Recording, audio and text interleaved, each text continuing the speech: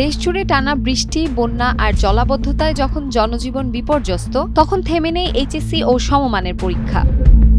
চট্টগ্রাম সহ ৫ জেলার পরীক্ষা স্থগিত থাকলেও দেশের বাকি সব শিক্ষা বোর্ডে পূর্ব ঘোষিত সূচি অনুযায়ী পরীক্ষা চলছে।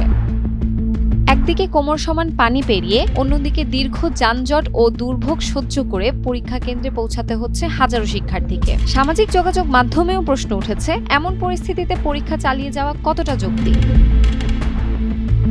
তবে আন্তঃশিক্ষা বোর্ড সমন্বয় কমিটির যুক্তি, এবছর এইচএসসিতে অংশ নিচ্ছেন ১২,৭০,৫৮৩ জন পরীক্ষার্থী। বারবার পরীক্ষা স্থগিত হলে ফল প্রকাশ, বিশ্ববিদ্যালয়ে ভর্তি এবং পুরো শিক্ষা ক্যালেন্ডার ব্যাহত হতে পারে। এছাড়া অভিন্ন প্রশ্নপত্র ব্যবস্থার কারণে একটি বোর্ডের পরিস্থিতি বিবেচনা করে সারা দেশের পরীক্ষা স্থগিত করাও সম্ভব নয়।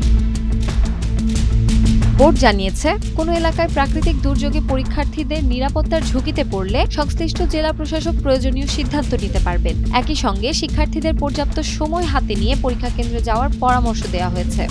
ফার্মের মুরগি, এগুলি তো মাথায় বৃষ্টি পড়লেই জ্বর আসে, আমার মেয়ের তাই হয়।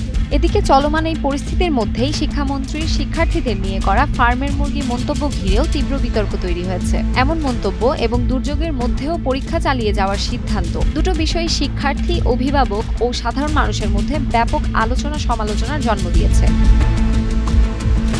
শামসুন নাহার দোলন, টাইমস টুডে।